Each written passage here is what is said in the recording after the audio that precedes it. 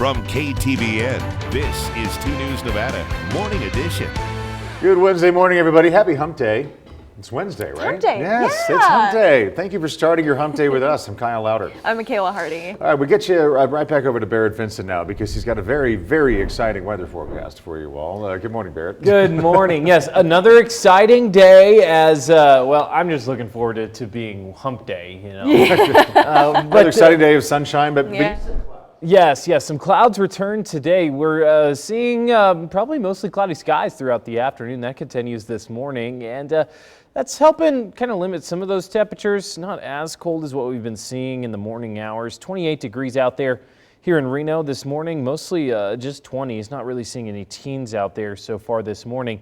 You know the drill. We'll be warming up again this afternoon, climbing to those lower 50s for highs today, as temperatures still trending well above average. Now check out all the moisture that's been pressing through. Not enough for shower potential, but enough to bring on some nice clouds to the region to switch things up just slightly. If we do see any shower activity, it'll mostly be south of Highway 50 to the eastern Sierra in California. I'll go into more details on all of this and what you can expect for those highs today to the region in my full forecast later on. It's a shame spend all that money and try to make something nice for the park, and they ruin it. it really is a sad story here. Reno police are investigating after six local parks were damaged in less than a week. Some parks got hit harder than others.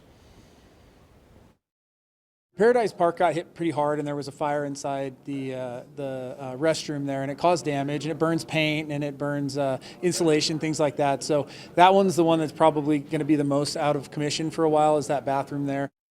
Now, police tell us that if property damage is worth more than $5,000, the people responsible can be charged with a felony. They are still trying to figure out if the vandalism cases are all connected.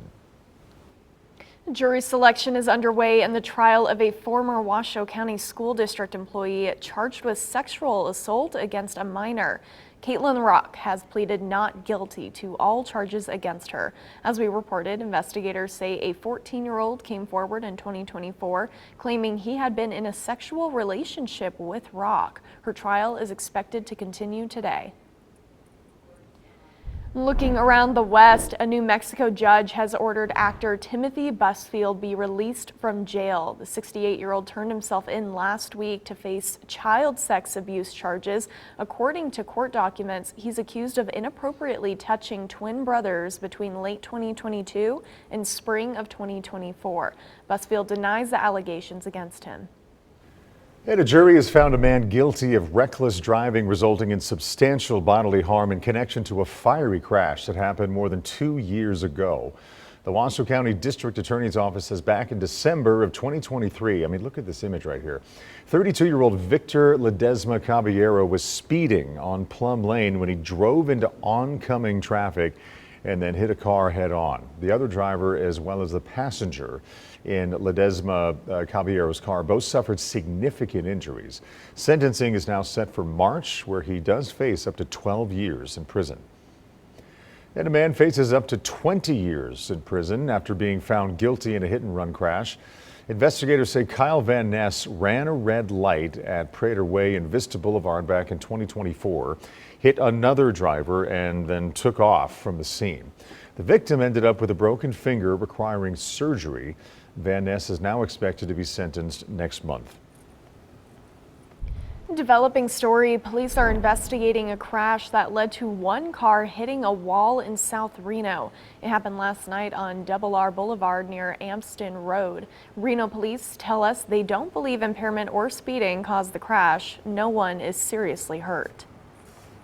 Also, no one is hurt after a fire broke out in a building at the Sugar Bowl Ski Resort. Truckee Meadows Fire and Rescue says no one was inside when it sparked yesterday evening. They're still looking into how it started.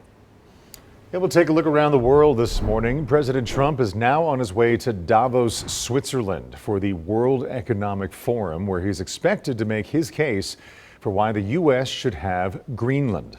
The president has threatened new tariffs on European allies next month if they do not back his plans.